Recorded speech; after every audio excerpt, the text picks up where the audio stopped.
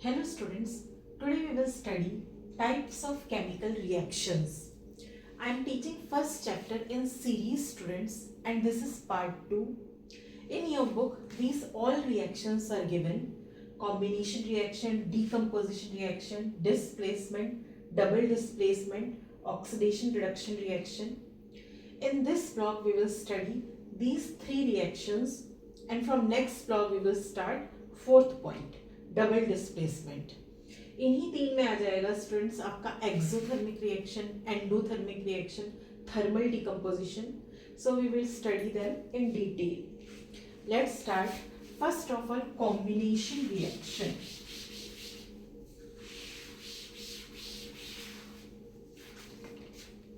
In combination reaction, two or more reactants combine and form a single product.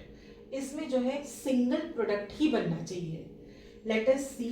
Suppose A is reacting with B, they will form AB. Single product. अगर combine होके एक ही product बन रहा है students, तब ये होगा combination reaction. Reactant can be more than two. Let us take some examples. When CaO, calcium oxide, reacts with water, they are forming CaOH twice, calcium hydroxide.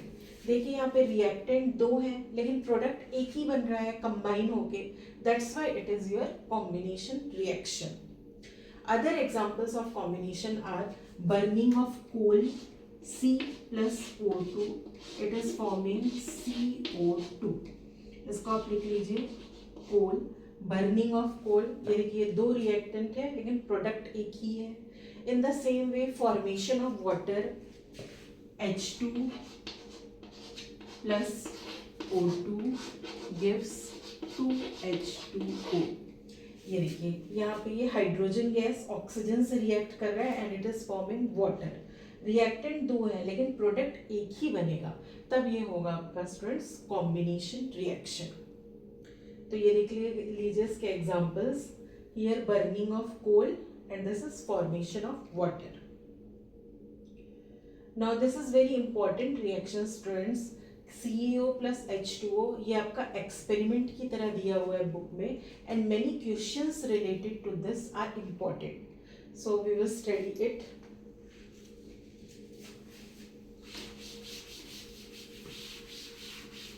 इसको एक्सपेरिमेंट एक्टिविटी की तरह पढ़ना है students. In a beaker we will take small amount of calcium oxide.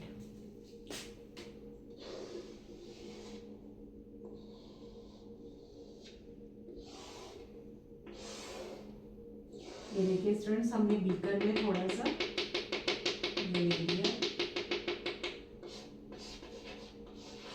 Calcium oxide. Calcium oxide is also called quicklime or simply lime. Calcium oxide, this is also called quicklime. ये हम थोड़ा सा beaker में ही ले लेंगे. अब इसमें slowly आपको वाटर ऐड करना है. ये देखिए H2O water. We will add water slowly to this CaO. यहाँ पे हम वाटर ऐड करेंगे H2O. when जब हम ये वाटर रिएक्ट करेंगे स्टूडेंट्स, ये दोनों they react vigorously. CaO reacts vigorously with water और आपको बबल्स दिखाई देने लगेंगे. यहाँ पे कुछ उठेगा, ऐसे बबल्स दिखाई देने लगेंगे, चेंजेस, जिसका मतलब ये है कि reaction is taking place. So CaO reacts vigorously with water and forms CaOH twice. थोड़ी देर में जब आप इस बीकर को टच करेंगे, when we will touch the beaker, we will feel hot, हमको गर्म लगेगा. इसका मतलब इस रिएक्शन में हीट रिलीज होता है. तो यहाँ पे आप लिख भी सकते हैं प्लस हीट, HEAT, हीट. थोड़ी देर में आप इस बीकर को टच करेंगे स्टूडेंट्स तो आपको गर्म लगेगा. That means this reaction is releasing heat also. Now the reactions in which heat is released with the formation of along with the formation of product are called exothermic reaction. जिन reactions में students heat release होता है along with the formation of product, उन reactions को बोलते हैं exothermic reaction. तो आगे हम और एग्जांपल्स देखेंगे, but this is also example of exothermic reaction. ठीक है, इसका नाम मैं लिख देती हूँ, दिस इज कैल्शियम हाइड्रोक्साइड,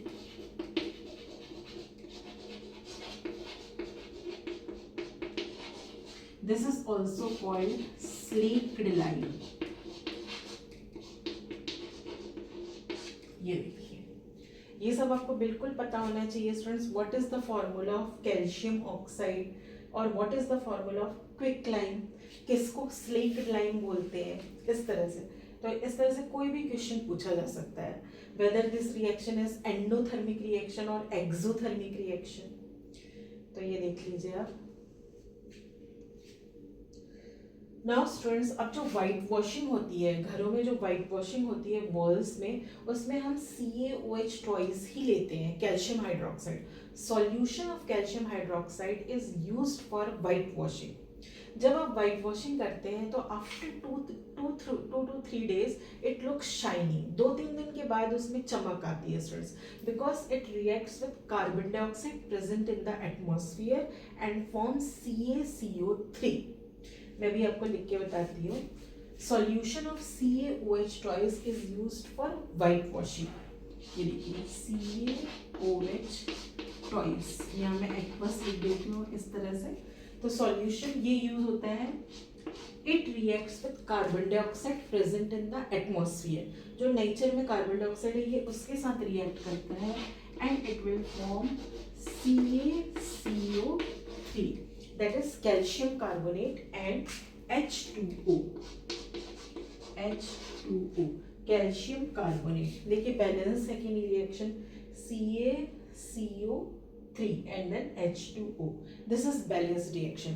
तो ये स्टूडेंट्स, ये जो है कार्बन डाइऑक्साइड से रिएक्ट करके वॉल्स पे CaCO3 बनाता है। This is responsible for the shiny appearance of the wall. जो वॉल्स 2-3 दिन में शाइन करने लगते हैं उसके लिए ये रिस्पॉन्सिबल होता है स्टूडेंट्स, कैल्शियम कार्बोनेट। तो ये बहुत ही इंपॉर्टेंट क्वेश्चन है स्टूडेंट्स कि why wall shine after 2-3 days of white washing. तो उसके लिए आपको ये रिएक्शन पता होना चाहिए। अब यहाँ पे बुक में एक और चीज़ दी हुई है स्टूडेंट्स की, जो मार्बल का फॉर्मूला होता है, मार्बल मतलब संगमरमर, उसका भी फॉर्मूला होता है आपका CaCO3। मार्बल के फॉर्मूले के लिए भी हम लिखते हैं CaCO3। ये देखिए, तो ये बहुत ही इंपॉर्टेंट रिएक्शन है।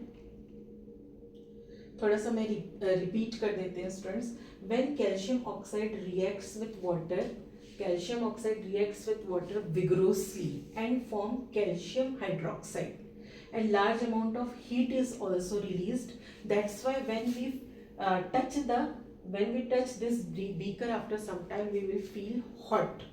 So that's why heat is released, that's why it is a exothermic reaction. Now solution of CaOH twice is used for white washing.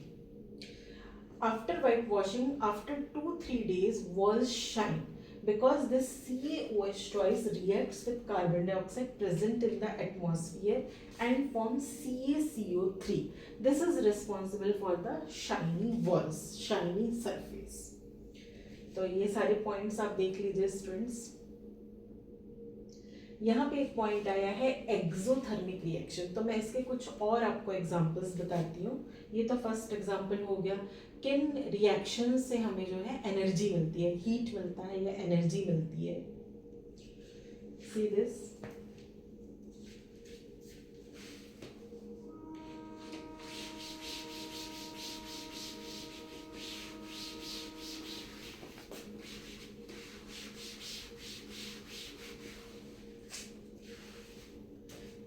So other examples of exothermic reactions, एक तो यही example हो गया burning of natural gas. ये देखिए natural gas के लिए मैं यहाँ पे मीथेन लिखती हूँ। When methane reacts with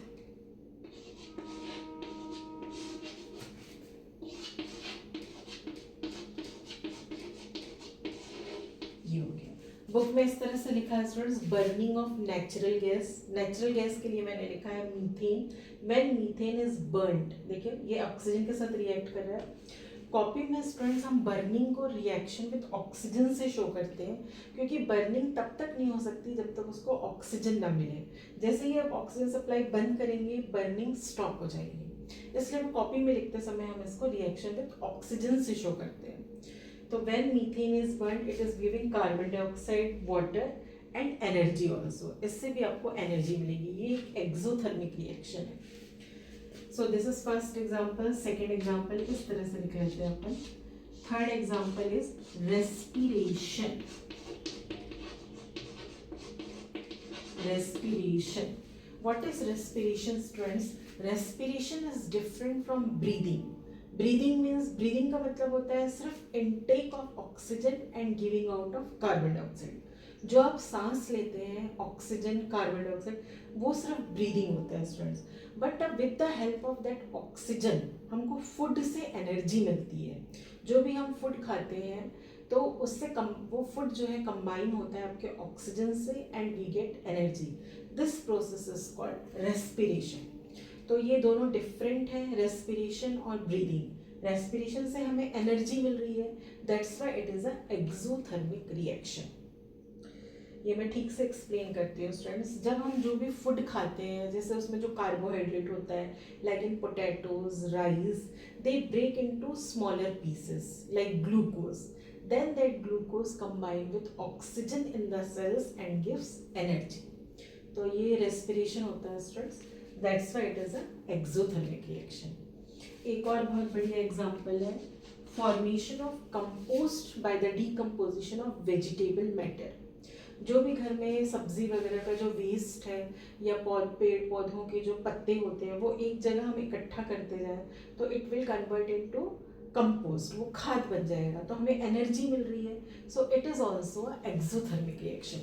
so I am writing here formation of compost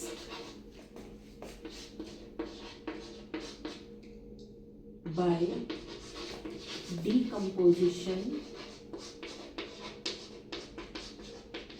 of vegetable matter.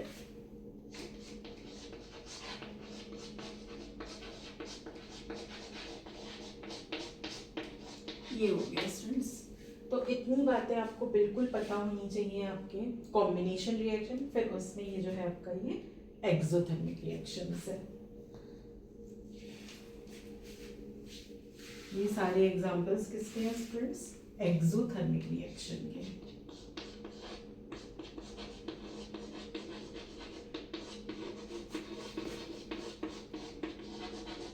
ये एक्सो मतलब ऐसे भी बाहर होता है, मतलब एनर्जी या हीट का निकलना।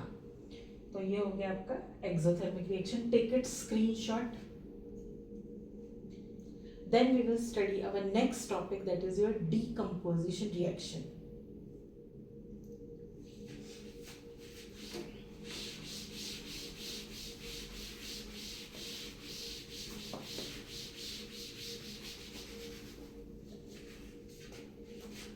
Second point is students,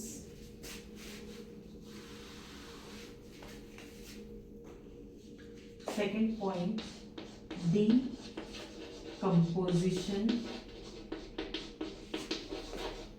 reaction. Decomposition, decompose मतलब टूटना, ब्रेकिंग से रिलेटेड है। This is just opposite of combination reaction. In decomposition reaction, one single reactant breaks into two or more products. इसमें reactant एक होगा स्टूडेंट्स, वो दो या दो से ज़्यादा प्रोडक्ट में ब्रेक होता है। Like let us take one example. When ferrous sulfate crystals, they are heated. On heating ferrous sulfate crystal, we will get ferric oxide,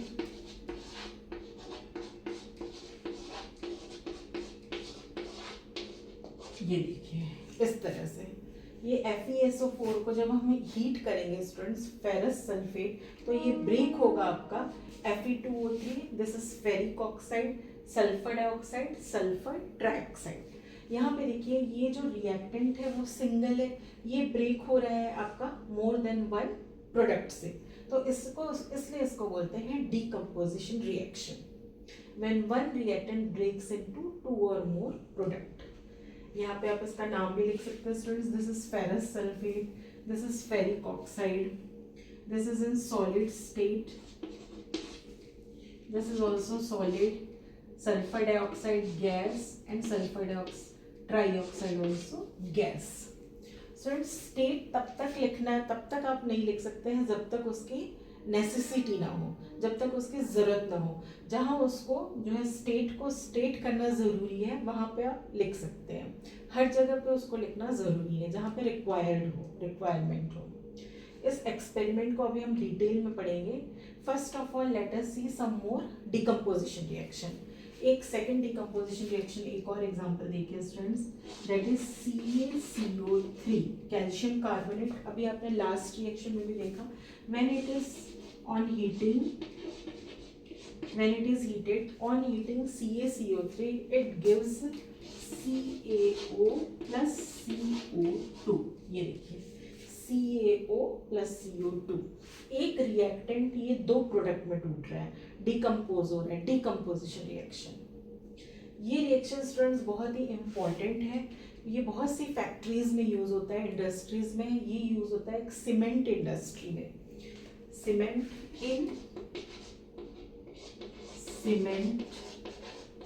industries. ये देखिए ये भी एक एग्जांपल है स्टूडेंट्स आपका जो है डिकम्पोजिशन रिएक्शन का। अब ये वाला जो रिएक्शन है student, this is given in the form of activity, तो मैं ये आपको विद डायग्राम एक्सप्लेन करती हूँ। Ferrous sulphate,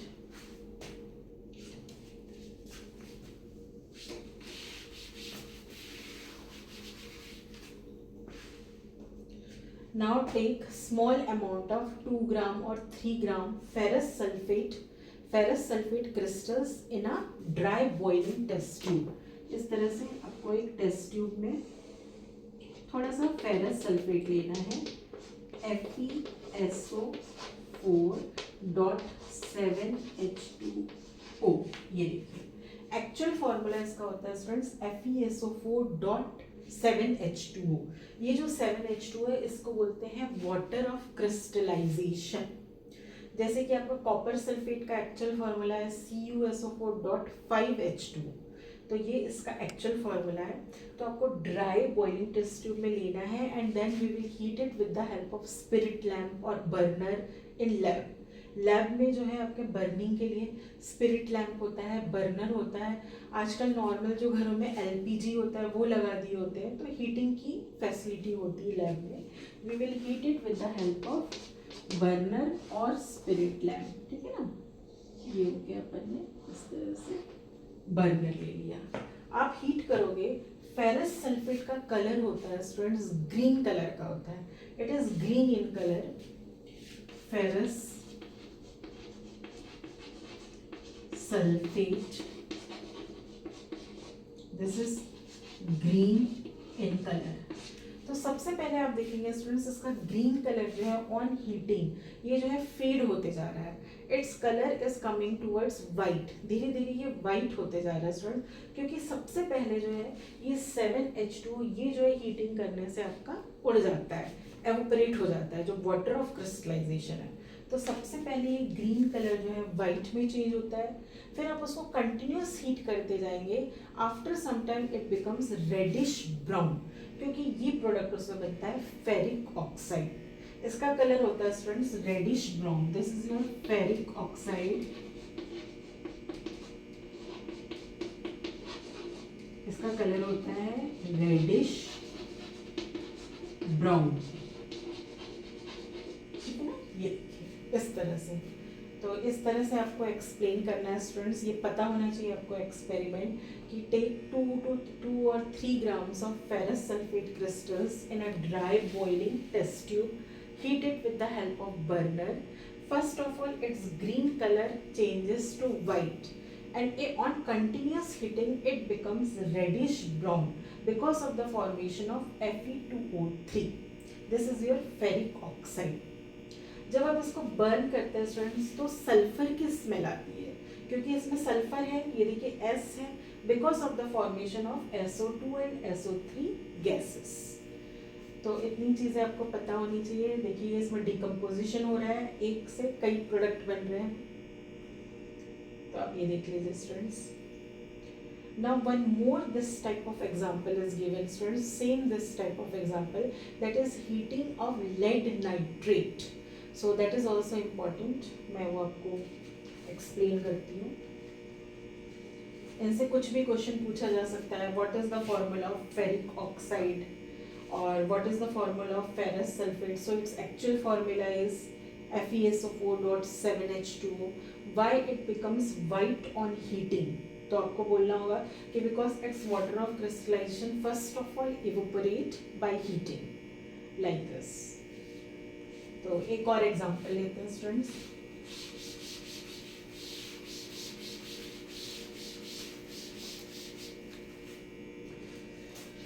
So in next example, take 2 to 3 grams of lead nitrate powder. इस बार आपको टेस्ट ट्यूब में lead nitrate लेना है।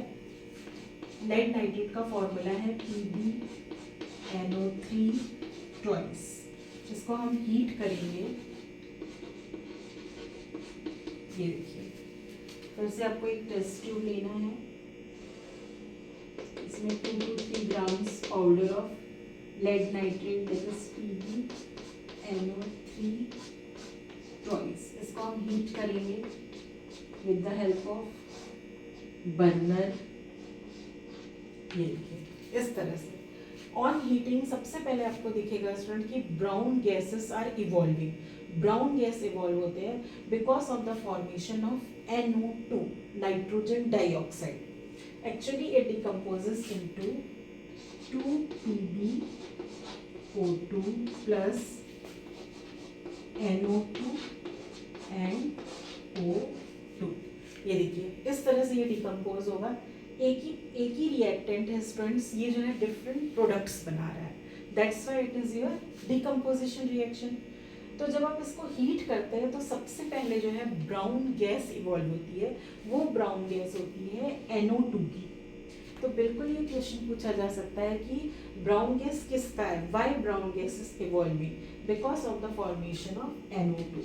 तो यहाँ पे लिखेंगे ब्राउन गैस। ये देखिए इस तरह से ये लेड ऑक्साइड बन गया और ये एक डिकम्पोजिशन रिएक्शन है। इसमें स्टूडेंट्स को ये भी फॉर्मूला भी पूछा जा सकता है, what is the formula of lead nitrate, ये भी बच्चों को नहीं पता रहता है। अगर आप लिखेंगे PbNO3 इट इज रॉन्ग, आपको एक्चुअल फॉर्मूला पता होना चाहिए स्टूडेंट्स। तो यही है, पूरा नॉलेज आपको होना चाहिए।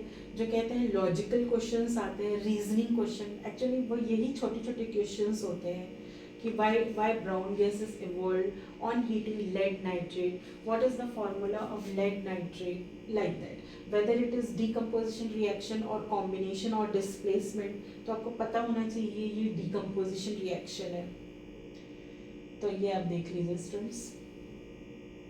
अभी तक आपने जितने भी 3 डिकम्पोजिशन रिएक्शन के एग्जाम्पल देखे, सब में स्टूडेंट्स यूज हुआ है हीट का। Heat is a form of energy, energy का यूज हुआ है। तो इस तरह के डिकम्पोजिशन रिएक्शन को बोलते हैं जिसमें हीट यूज होता है, थर्मल डिकम्पोजिशन। कहीं भी थर्मल वर्ड का यूज जो है हीट के लिए होता है। So decomposition reaction takes place by the use of energy. जैसे आपने देखा यहाँ पे heat, it can be in the form of electricity और सनलाइट। तो एनर्जी का यूज हो रहा है students, that's why these are examples of endothermic reaction। Exo में एनर्जी बाहर निकलती है, एंडो में एनर्जी का यूज हो रहा है। यहाँ पे एनर्जी का यूज हुआ है इन the form of heat energy. अब हम और डिकम्पोजिशन रिएक्शन देखेंगे जिसमें इलेक्ट्रिसिटी का यूज हो रहा है, सनलाइट का यूज हो रहा है। So our next example, that is electrolysis of water.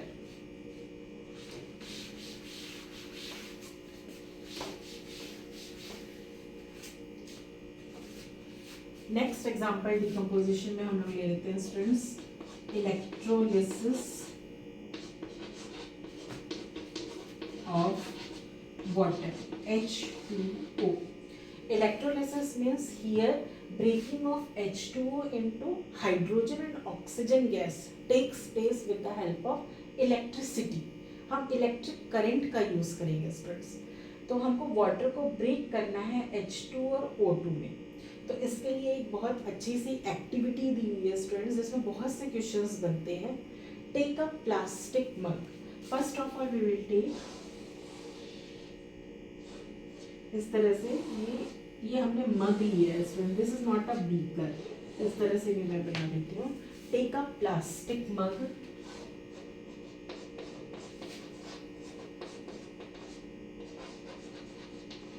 ये देखिए ये प्लास्टिक मग। यहाँ नीचे हमको 2 होल बनाना है student. Drill 2 holes at the bottom and fix rubber stopper in them. यहाँ पे हम 2 होल्स बना लेंगे और इसमें हम रबर स्टॉपर लगाएंगे इस तरह से।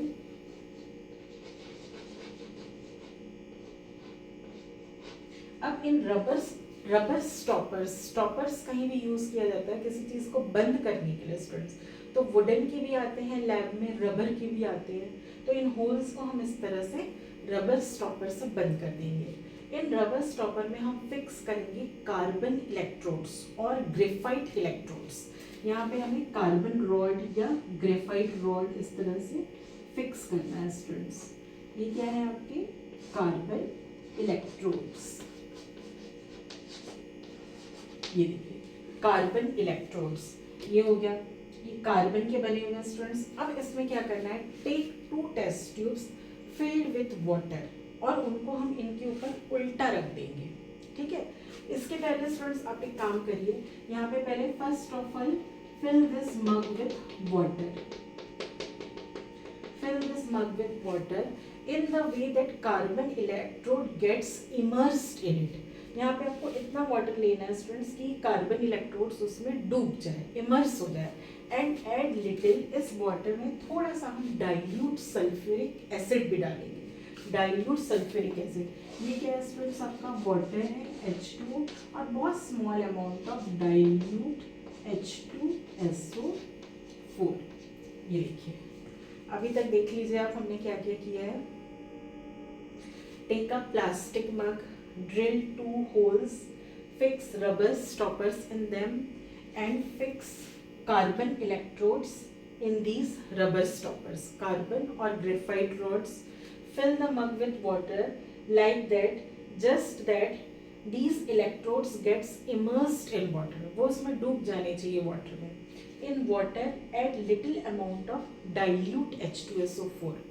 अब इन कार्बन इलेक्ट्रोड्स को स्टूडेंट्स इनको जो है आपको फिक्स करना है एक 6 वोल्ट बैटरी से।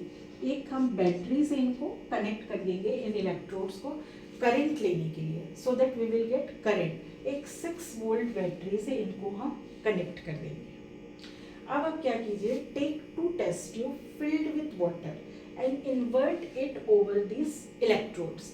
आपको 2 टेस्ट ट्यूब लेना है इस तरह से जिसमें वाटर फिल हो और उसको फिर इस तरह से आपको टेस्ट ट्यूब के ऊपर रख देना। इनमें भी वाटर ही फिल है स्टूडेंट्स। ये देखिए ये हो गया आपका apparatus arrangement.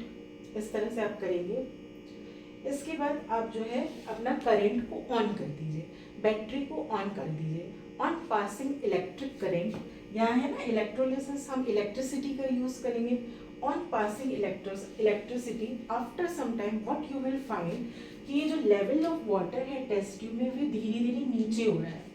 level of water in test tube धीरे धीरे नीचे हो रहा है and we will see bubbles there, और वहाँ पे हमें bubbles दिखेगा। it means some gas is forming। ठीक है ना, इस तरह से यहाँ पे क्या होगा, ये इस तरह से। ठीक है, तो ये आपका वाटर का अमाउंट जो है ये नीचे आता जाएगा। ये वाटर का अमाउंट नीचे आते जाएगा और यहाँ हमें बबल्स दिखेंगे। एक टेस्ट ट्यूब में हमें स्टूडेंट्स कम गैस मिलेगी, दूसरे टेस्ट ट्यूब में हमें ज़्यादा गैस मिलेगी। तो आप बता सकते हैं कौन सा ज़्यादा है, हाइड्रोजन की ऑक्सीजन। जब वाटर ब्रेक होगा स्टूडेंट्स वो इस तरह से ही ब्रेक होगा। 2H2 on passing electricity it is breaking into 2H2 + O2। ये देखिए इसी प्रोपोर्शन में वो मिले रहते हैं। It is breaking into 2H2 and O2। Hydrogen gas देखिए 2 है, ये जो है आपको ज़्यादा मिलेगा स्टूडेंट्स। और ये हाइड्रोजन जो है ये नेगेटिव इलेक्ट्रोड के पास आपको मिलेगा, क्योंकि ये इसमें पॉजिटिव फॉर्म में रहता है, H+ इलेक्ट्रॉन्स दिया रहता है, और ये नेगेटिव फॉर्म में रहता है, तो पॉजिटिव जो है नेगेटिव इलेक्ट्रोड पे फॉर्म होगा। तो इसको हम मान लेते हैं स्टूडेंट्स, ये जो है आपका कैथोड मान लेते हैं, this is your negative electrode, और ये वाला जो है हम इसको पॉजिटिव मान लेते हैं, एनोड। Cathode anode. यहाँ पे जो गैस बनेगी स्टूडेंट्स, ये आपका होगा H2 गैस, और यहाँ पे जो गैस बनेगी ये होगा आपका O2 गैस। तो इस तरह से आपको दिखेगा कि गैस का फॉर्मेशन हो रहा है इन द फॉर्म ऑफ बबल्स। तो जो ज़्यादा गैस मिलेगी वो होगा हमारा हाइड्रोजन, जो कम होगा वो आपका होगा ऑक्सीजन। हाइड्रोजन हमेशा नेगेटिव इलेक्ट्रोड पे फॉर्म होगा, क्योंकि खुद ये पॉजिटिव आयन के फॉर्म में है वाटर में। तो ये एक्सपेरिमेंट देख लीजिए, आप चेक कर सकते हैं स्टूडेंट्स कि विच इज हाइड्रोजन गैस, क्योंकि हाइड्रोजन गैस के पास if you will bring burning match stick, it burns with pop sound. अगर आप एक जलता हुआ मैच स्टिक लाएंगे तो आपको आवाज़ आएगी, पॉप साउंड आएगा, because it burns with pop sound. यही उसका जो है एक्सपेरिमेंट है उसको पहचानने का। So this is your, in this way you can just break H2O to H2 and O2। ये हो गया ना डिकम्पोजिशन, एक से दो प्रोडक्ट बन गए, डिकम्पोजिशन रिएक्शन। तो यहाँ पे यूज हुआ है स्टूडेंट्स इलेक्ट्रिसिटी का, यूज हुआ है इलेक्ट्रिसिटी का, that's why it is also an exothermic reaction. अब आपको एक और एक्सोथर्मिक का एग्जांपल पढ़ना है students, in which we will use sunlight energy. तो ये आप देख लीजिए,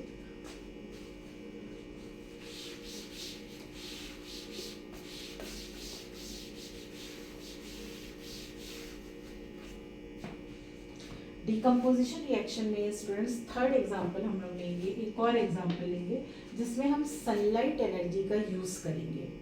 now if you will take AgCl, silver chloride, AgCl in a china dish and keep it under sunlight for some time, you will see that its white color is turning to grey।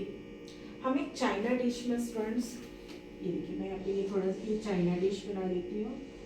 एक China dish में हम लोग ले लेते हैं, China dish में हम लोग ले लेते हैं AgCl, silver chloride, this is white in colour, white in colour. इसको हम सनलाइट में रख देते हैं फॉर सम टाइम, सनलाइट। आपको दिखेगा कि this white colour is turning to grey because some reaction is taking place, it is breaking into silver and chlorine. ये सिल्वर और क्लोरीन में स्टूडेंट इस तरह से AgCl हो गया ये आपका,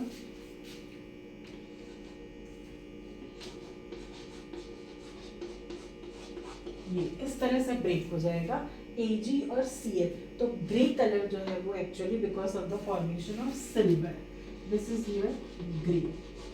सो this is also a decomposition reaction. See, one reactant breaks into two products, here also energy is used, that's why it is a it is a endothermic reaction। okay, इसका इसी तरह से आप AgCl की तरह आप AgBr भी ले सकते हैं, AgBr ये भी आपका सनलाइट के प्रेजेंस में, sunlight that is your 2Ag plus Br2। Same इस तरह से रिएक्शन होगा स्टूडेंट्स। इन रिएक्शंस का यूज होता है ब्लैक एंड वाइट फोटोग्राफी में। पहले जो ब्लैक एंड वाइट फोटोग्राफी होता है उसमें इन रिएक्शंस का यूज होता है। अब इसी डिकम्पोजिशन रिएक्शन में स्टूडेंट्स एक रिएक्शन दिया हुआ है बुक में, you have to find out whether it is endothermic reaction और एक्सोथर्मिक रिएक्शन। तो मैं वो आपको बता देती हूँ, बिल्कुल आपको रिएक्शन फॉर्मूलाज पता होने चाहिए। ये ले लीजिए इसका screenshot.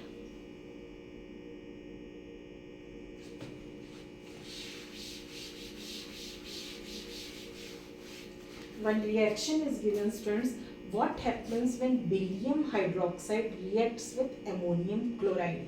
See here barium hydroxide BaOH twice, ये फॉर्मूला हुआ। When it reacts with ammonium chloride, NH4Cl. What happens? It will form BaCl2 and NH4OH. Cl.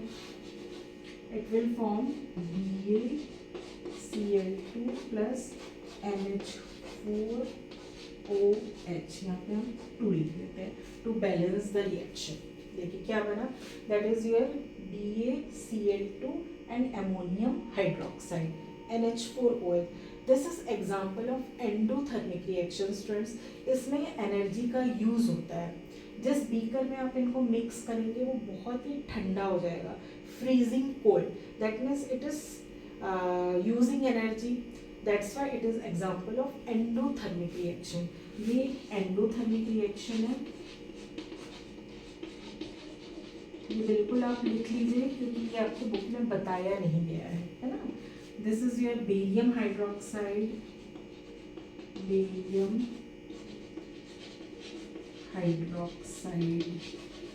This is ammonium chloride.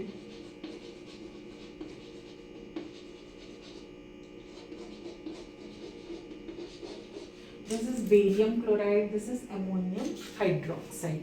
आपको बिल्कुल फॉर्मूलाज पता होने चाहिए स्टूडेंट्स. आप BaOH नहीं लिख सकते, NH4Cl को NH4Cl2 नहीं लिख सकते.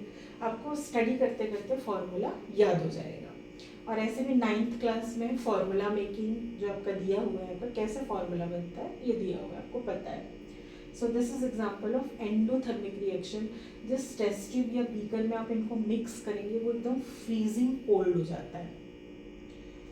तो ये हो गया आपका डिकम्पोजिशन रिएक्शन स्टूडेंट्स. इतने पॉइंट्स आपको पता होने चाहिए. Next we will study displacement reaction.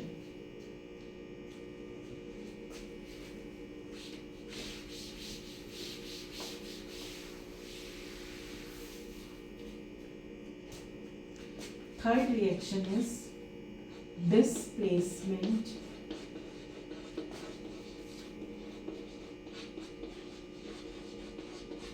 Reaction. Displacement नाम से समझ में आता है कि कोई किसी चीज को डिस्प्लेस करेगा, मतलब उसकी जगह से हटाएगा. Students, when iron reacts with Fe, reacts with copper sulfate CuSO4, it is forming FeSO4 plus Cu. ये देखिए, when iron reacts with copper sulfate तो क्या बना स्टूडेंट्स? FeSO4. मतलब Fe ने कॉपर को डिस्प्लेस कर दिया उसकी जगह से. That's why it is example of displacement reaction. Okay, Fe is taking place of copper because iron is more reactive than copper. जो ज़्यादा रिएक्टिव एलिमेंट्स होते हैं वो लेस रिएक्टिव एलिमेंट्स को डिस्प्लेस कर सकते हैं. इसके लिए एक रिएक्टिविटी सीरीज दी हुई है स्टूडेंट्स, जिसको रिएक्टिविटी सीरीज या एक्टिविटी सीरीज बोलते हैं, in which metals are arranged in decreasing order of their reactivity.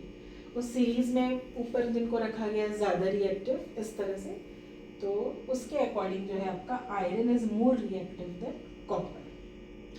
अब इस एक्सपेरिमेंट को स्टूडेंट्स, इस रिएक्शन को एक्सपेरिमेंट एक्टिविटी के फॉर्म में दिया हुआ है बुक में. So I am explaining this. First of all, take 2 test tubes.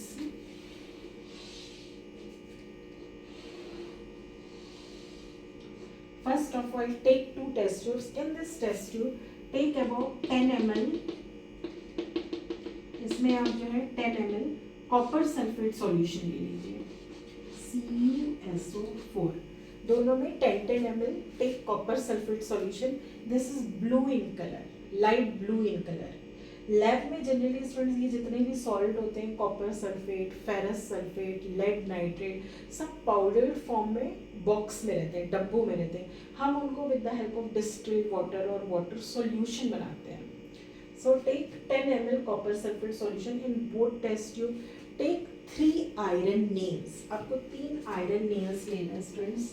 इस तरह से we will take 3 iron nails. उसको अच्छे से क्लीन कर लेंगे and then just dip 2 iron nails in one test tube. Suppose ये A है और ये B है. एक में आप 2 iron nail को इस तरह से dip कर दीजिए like this and leave B solution as it is. तो ये हो गया स्टूडेंट्स, हमने एक में 2 iron nail अच्छे से क्लीन करके डिप कर दिया for 20 minutes. आफ्टर 20 मिनट्स आपको क्या मिलेगा students, this blue colour of copper sulphate fades. ये जो ब्लू कलर है वैसा ब्लू नहीं रहेगा, it is fades.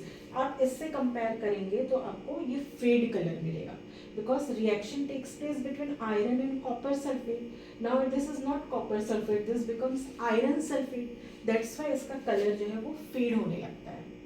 Then just take out the nails और उनको आप चेक कीजिए, उनमें आपको रेड कलर के डिपोजिशंस दिखेंगे जो कि इस आयरन नेल में नहीं है।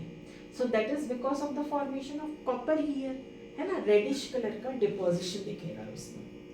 तो इस तरह से आयरन और कॉपर सल्फेट रिएक्ट करते हैं स्टूडेंट्स, इसका कलर फेड हो जाएगा। तो आपको बिल्कुल क्वेश्चन पूछा जा सकता है कि what happens when iron nails are dipped in copper sulphate. So colour, blue colour of copper sulphate fades because of the formation of FeSO4, and in iron nails red deposition is there, that is of copper. Okay, so why it displaces copper, iron displaces copper, because it is more reactive metal than copper. तो ये इस तरह से देख लीजिए students, ये पूरी activity दी हुई है। अब इसमें कुछ और examples I am writing here of displacement reaction.